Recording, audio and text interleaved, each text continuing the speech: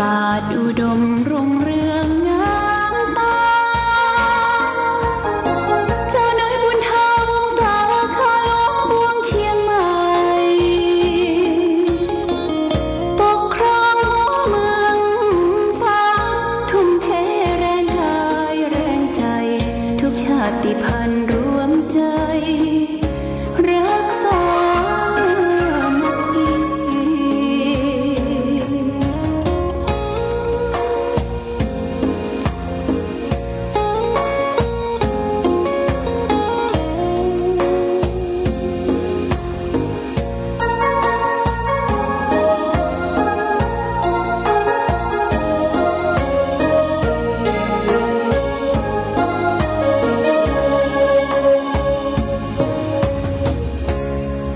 ก่อนเป็นวัดร้างโบราณ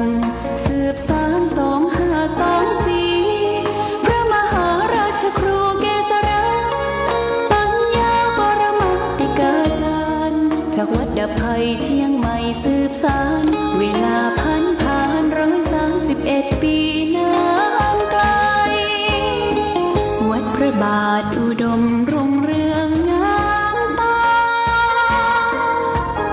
เจ้าน้อยบุญธรรมสาขาหลวงปวงเชียงใหม่ปกครองหัวเมืองฟ้าทุ่มเทแรงกายแรงใจทุกชาติพันธุ์รวมใจรักษา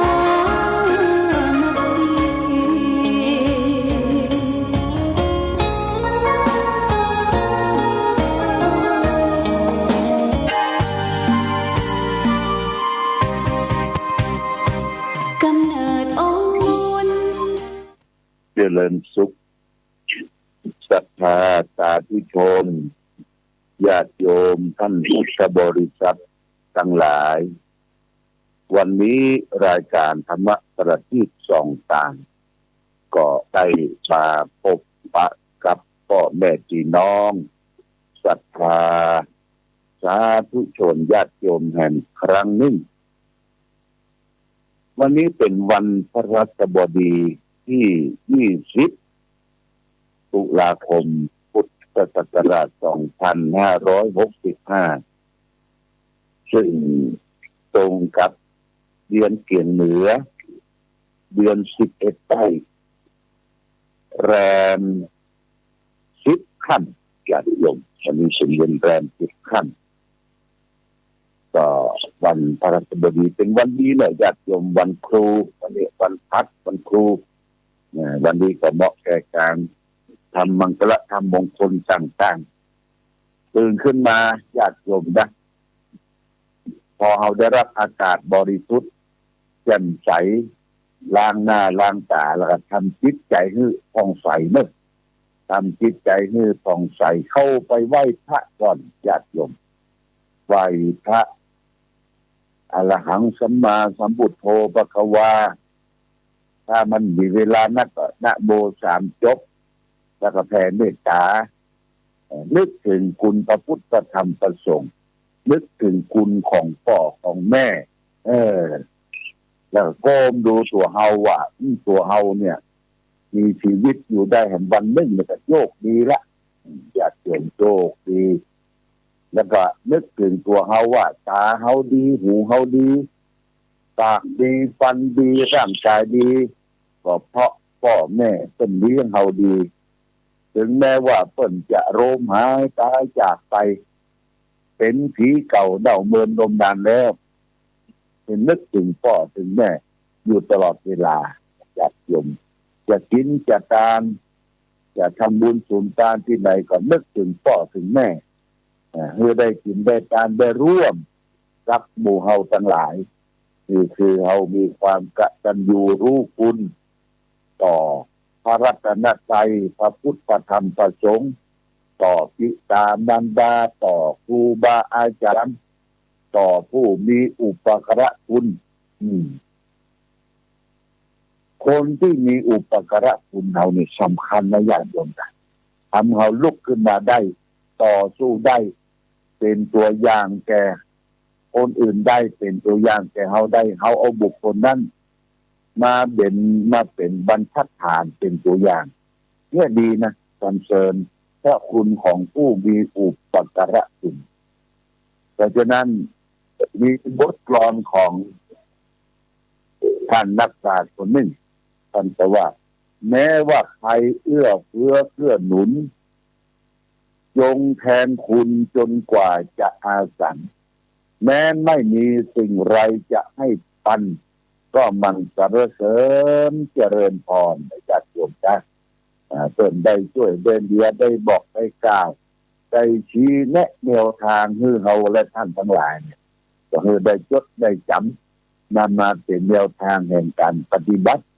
ในชีวิตประจำวันของเราญาติโยมตื่นเจ้าได้เสียงยินเสียงไก่ขันเสียงนกเสียงกาเสียงจิ้งหรีดเจไรร่ำร้องแต่เพราะว่ามันเป็นธรรมชาติรอบๆตัวเราน่ะเป็นที่อยู่อาศัยของนกหนูไก่กาหลวงพ่อก็มีไก่เนี่ยญาติโยมมีไก่แต่งโกงใหญ่ไว้ที่หลังกุฏิเนี่ยเอามาใส่กรงเพื่อเลี้ยงมัน4-5 ตัวทั้งไก่ปูไก่แม่มันก็แพร่พันธุ์ออกมาคนดูแลจัดการเอาเข้าไปเอาน้ำไปมันก็ทำหน้าที่มันเด้อไก่นะขันญาติโยมตอนนี้ก็ยังขันอยู่จะแลเนี่ยตอนเที่ยงวันก็ขันตอนใกล้แจ้งก็ขันตอนเที่ยงคืนก็ขันมันขันเขาได้ยินไก่นี่จะมีลักษณะบ่งบอกว่าไก่ตัวใดที่มันขันดีเนี่ยมันมีมนต์เสน่ห์ญาติโยมมีมนต์เสน่ห์ไก่แก้พื้นเมืองไก่พันเตี้ยไก่อย่างขันคือเลี้ยงไก่พ่องญาติโยมไก่นี่มันหมานี่มาถูกกับไก่ละ หลวงพ่อก็อยากจะปล่อยไก่มันเสาะกินมันเคลียกินนั่นกินนี่กินดอนกินยุงต่างๆแต่ปล่อยบ่ได้ปล่อยแล้วก็สัตว์เลี้ยงเฮาเห็นตัวนึงอย่างนึงก็คือสุนัขหมาเนี่ยมันบ่ถูกกับไก่มันไปแย่งกันกินก็ได้บูอันนี้ไก่ถ้าไปนอนวัดพระเจ้าใหญ่พระธาตุศรีมหาโพธิ์กับโพธารามก็มีกรงไก่ญาติที่มันก็มีกรงไก่เอาไก่แจ้ไก่พื้นเมืองไก่ป่ามาผสมพันธุ์กันก็อยู่ที่ธนาคารเจแลญาติโยมบางทีไก่ป่ามันอยู่ตามหินนั้นมันก็มาแอวหานี่คือสัตว์ชนิดหนึ่งที่เขาได้ยินได้ฟังเป็นประจำแต่นอกจากนั้นก็มีนกควิดนกเขานกจิกจริวโดยเฉพาะอย่างยิ่งนกเขานี่คู่ขันข้องกันเขาบ่ต้องเอายับคนมาใส่ในกรงญาติโยมเพียงแต่เอาเข้าสารเอาหยังไปอ่อยให้มันถ้ามันไม่ได้กินเตื้อใครบ่ทำร้ายมันคือมันคุ้นเคยมันกับปลาหมูปลาจุงว่าเพิ่นเลี้ยงอาหารเด้อเพิ่นเลี้ยงอาหารปุ้น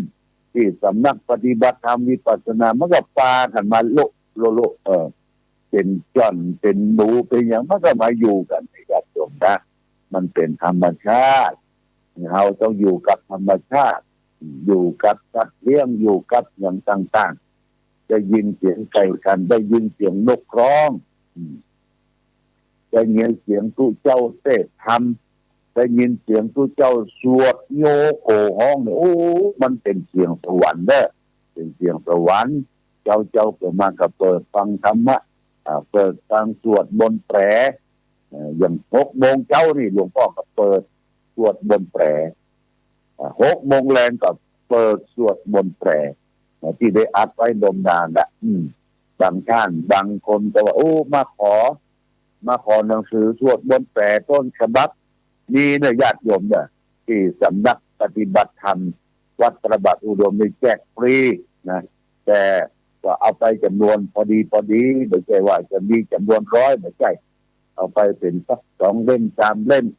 เวลาเขาเปิดแล้วก็มีเวลาว่างก็เปิดไปตัวห่อไปตัวสวดไปตัวเดิน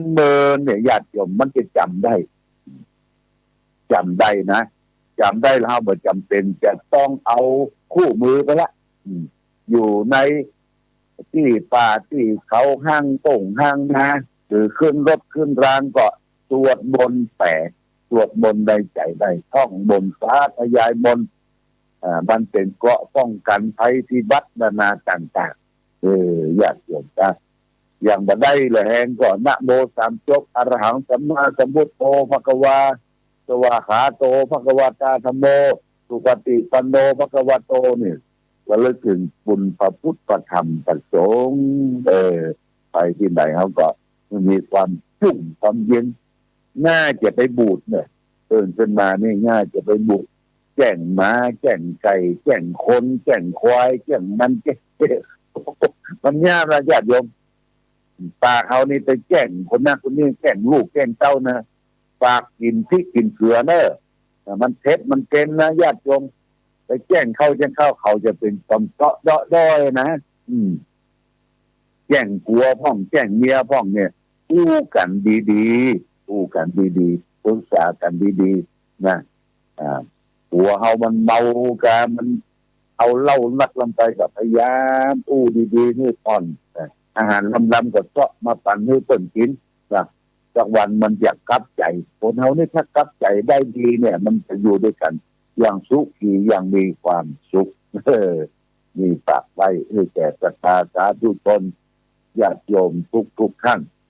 วันนี้จะเอาสาระธรรมะของเจ้าคุณศรีธรรมดีเทศอดีตรองเจ้าคณะจังหวัดเชียงใหม่วัดสันปะกอยมาปูเล่าสาธยายให้ท่านทั้งหลายได้ฟังต่อนะวันนี้เอาเรื่องตามกรรมนี่มันเป็นแต่เขาก็ลองฟังท่านเจ้าคุณเป็นเทศไว้ตั้งแต่ปี2324ละจนว่าท่านสาธุชนทั้งหลายท่านผู้รู้ได้พูดไว้ว่าโลกนี้คือโรงละครใหญ่เพราะเราใช้ที่เกิดมาต่างก็เกิดมาตามเล่นตามแสดงตามโรงละครพอเล่นจบบทบาทที่เขากำหนดไว้ต้องเข้าโรงก็คือลาโลกไปบทบาทที่ถูกกำหนดไว้แสดงขึ้นนั้นแตกต่างกันผู้กำกับการแสดงละครชีวิตคือกรรมคือผู้บงการพระบรมศาสดาของเราจึงตรัสไว้ว่ากรรมมุนาวัตติโลโกสัตว์โลกย่อมเป็นไปตามกรรมบางคนพ่อเป็นชาวสวนแม่เป็นชาวสวนแต่ลูกเป็นนายกรัฐมนตรีบางคนพ่อแม่เป็นพ่อค้าแม่ค้าลูกเป็นนายแพทย์เป็นนายทหารเป็นนายตำรวจหรือพ่อแม่อ่านหนังสือไม่ได้ลูกเป็นอาจารย์สอนหนังสืออยู่ในมหาวิทยาลัยข้อนี้แล้วแต่กรรมเป็นผู้ลิขิตวิถีชีวิตของแต่ละบุคคลให้เป็นไปตามกรรมที่ตัวกระทำใครจะฝืนกรรมล่วงกรรมไม่ได้เพราะว่ากรรมมะโยนิเรามีกรรมเป็นกำเนิดกรรมพันธุเรามีกรรมเป็นเผ่าพันธุ์กรรมทายาโทเรามีกรรมเป็นทายาทคือเราทำกรรมอันใดไว้เราจะเป็นผู้รับผลของกรรมนั้นเมื่อกรรมเป็นผู้กำเนิดเราแสดงละครชีวิตแล้วเราก็แสดงบทบาทนั้นมีความสามารถเช่นว่าบงการให้เราเป็นตำรวจมีหน้าที่รักษากฎหมายมีหน้าที่บำบัดทุกข์บำรุงสุขแก่ราษฎรก็ทำในที่ให้ดีที่สุดอย่าไปทำนอกบทนอกแบบเช่นเป็นผู้ทำผิดกฎหมายทำลายกฎหมายเสียเองล่วงละเมิดกฎหมายเสียเองแทนที่จะบำบัดทุกข์บำรุงสุขให้แก่ประชาชนพลเมืองกลับไปกดขี่ข่มเหงราษฎรที่ทำให้รีดนาทาเล้นราษฎรบำบัดทุกข์บำรุงทุกข์บำบัดสุขบำรุงทุกข์ให้ราษฎรอย่างนี้ชื่อว่าผิดหน้าที่ทำให้ท่านบ้านเมืองปั่นป่วนปั่นป่วนลวนเลไม่บางคนที่จะทำคือไปเล่นนอกบท ส่วนประชาชนที่มีหน้าที่ทำมาหากินโดยความซื่อสัตย์สุจริตและมีหน้าที่เป็นผู้เสียภาษีอากรบำรุงรัฐบาลไม่เอาเปรียบรัฐบาลไม่คดโกงรัฐบาลเสียภาษีอากรตามความเป็นจริงเรียกว่าเล่นตามบทตามบาทไม่นอกบทนอกบาทข้าราชการทุกกรมทุกแผนกทุกกองทำหน้าที่เป็นกลไกของรัฐต้องทำหน้าที่ช่วยกลไกตามสถานะความสูงความต่ำจับทุกตัวเคลื่อนไหวในหน้าที่พัฒนาการประเทศที่เป็นไปได้ดีเพราะทุกคนเล่นอยู่ในบทครูอาจารย์เป็นผู้ทำหน้าที่สอนทำหน้าที่แนะนำก็ต้องบอกต้องสอนแก่แนะนำและเรื่องดีๆให้แก่ลูกศิษย์ลูกหาอย่าได้นำในทางที่เร็วคือเล่นนอกบทใครถูกสั่งสอนเล่นนอกบทนี้เล่นบทนั้นให้ดีที่สุดนะคือในบทเนี่ยที่ดีให้เล่นดีที่สุดไม่นอกบทเล่นไปตามตัวบทละครก็สนุกมีชีวิตอยู่ในโลกนี้ก็มีแต่ความสุขมีแต่ความสุขสนานความสุขสบายอย่างนี้เป็นต้นอันนี้ฝากเป็นหลักคิดเมื่อแก่ญาติโยมว่าท่านเจ้าคุณศรีธรรมวิเทศน์ท่านบอกว่าคนเฮาเนี่ยอยู่ด้วยตามกรรมอยู่ด้วยกรรมคือการกระทำกรรมมุนาวัตติโลโกสัตว์โลกเนี่ยย่อมเป็นไปตามกรรมของใครของมันได้พิจารณาในเรื่องส่วนนี้โดยญาติโยมท่านสาธุชนทั้งหลายวานี้ก็ได้รับรายชื่อที่ทานคุณสายใจคุณมนพที่เป็นดูแลที่นำบ่อสาวานี่นะว่าใครจะเป็นเจ้าภาพถ้าใจเป็นเจ้าภาพถ้าจำนำพรรษาถวายพระภิกษุสงฆ์สามเณรเพิ่นก็ส่งรายชื่อมาแล้วเด้อถ้าใจชุดใหญ่ชุดละ1,000เป็นเจ้าภาพมีพ่อสีนวลแม่สมศรีปันไฝ1ชุด 1,000 บาทแม่ทองใสดอนดี1ชุด 1,000 บาทแม่เรนูบุญธรรมนางสาวสศิธรปทุมเมธ1ชุด 1,000 บาทแม่เอียงทิพย์กำลังศรี1ชุด 1,000 บาทนายจักรพันธ์ดังสาวณีกระเกตล้านลาดสวนดอก1ชุด 1,000 บาทอันนี้เป็นเจ้าภาพถ้าใจเนี่ยญาติโยมพาใจถวายผู้เจ้าเป็นผ้าจันดำพรรษาเอามาประเคนกันวันที่6เนี่ยวันที่ทอดกฐินต่อไปเจ้าภาพผ้าไตรของสามเณรมีที่สองไตรคือแม่มีแม่รัตนาพ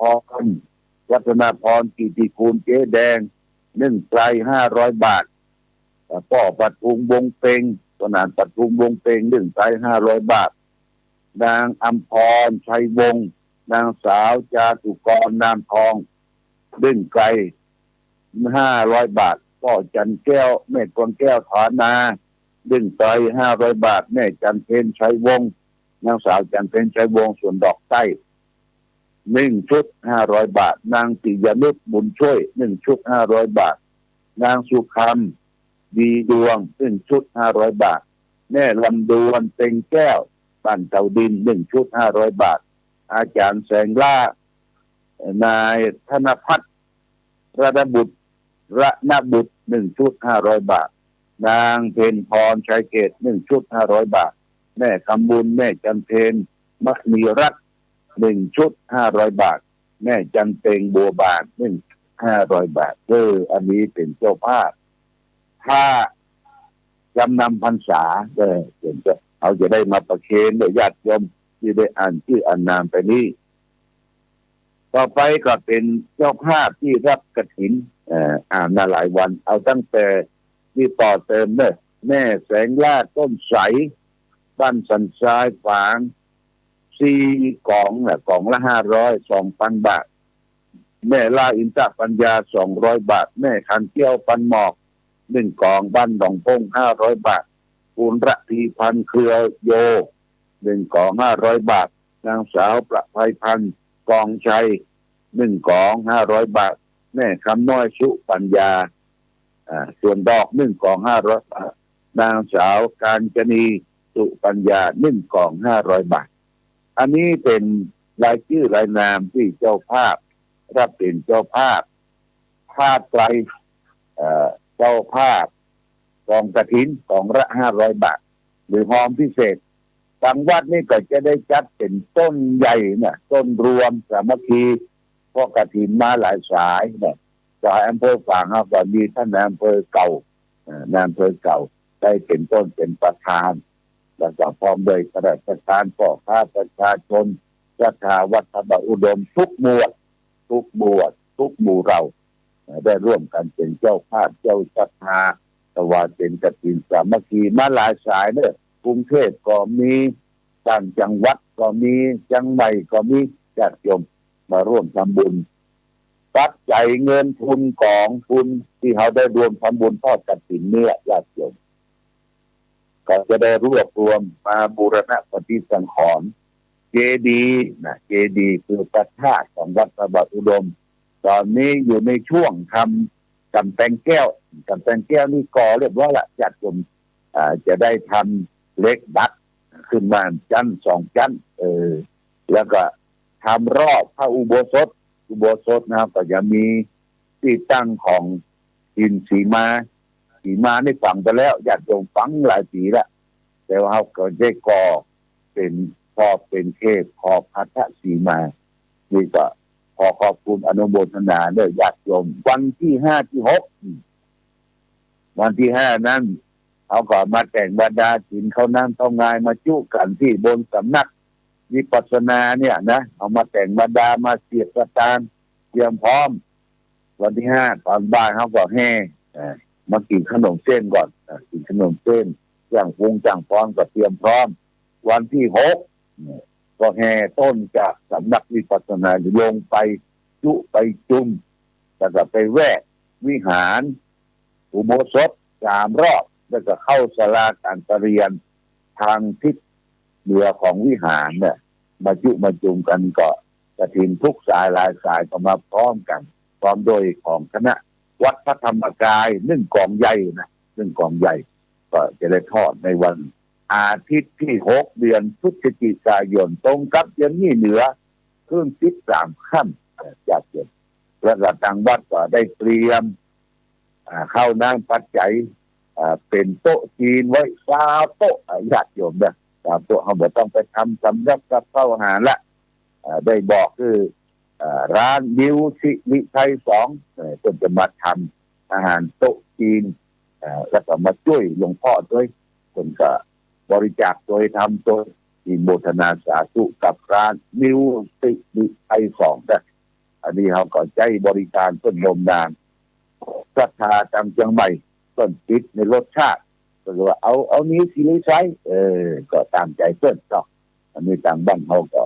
จะได้ทำอย่างแต่เขาจะทำวันที่5กันที่5นี้แต่งข้าวขนมเส้นแต่งขนมเส้นนางนิ้วเลี้ยงศรัทธาญาติโยมที่มาแต่งบรรดาครัวกฐินเด้อทีนี้บรรดาที่บนเนี่ยเพราะว่าญาติโยมตั้งจังใหม่ตั้งพื้นที่ไกลก็จะมานอนที่วัดที่ห้องก็ช่วยกันจัดแจงแต่งดาดีกว่าแจ้งนิสทาสาธุชนญาติโยมทุกท่านได้รับฟังเพื่อจะได้พร้อมอกพร้อมใจวันหน้าขอจะได้ตามผ้าจำนำพรรษาแต่พระเดนสวยเอาละญาติโยมทั้งสาธุชนวันนี้ได้มาพบกันก็พอสมควรแต่กะเวลาขอความผาสุกความดีธรรมจงบังเกิดมีแก่ศรัทธาสาธุชนญาติโยมทุกท่านหรือท่านทั้งหลายได้ประสบสุขโชคดีเนี่ยยิ้มแย้มแจ่มใสวันนี้จะไปโกรธจะไปเกลียดยิ้มแย้มแจ่มใสคือหน้าเป็นเทวดาจะไปตามหน้ายักหน้าเมนต่อกันญาติโยมเราก็จะมีความสุขตามฐานรูปของเราก็สมควรขอความสุขความเจริญจงมีแก่ญาติโยมให้ประกอบไปด้วยอายุวันนะสุขะภระเหมือนกันทุกรูปทุกท่านทุกคนโดย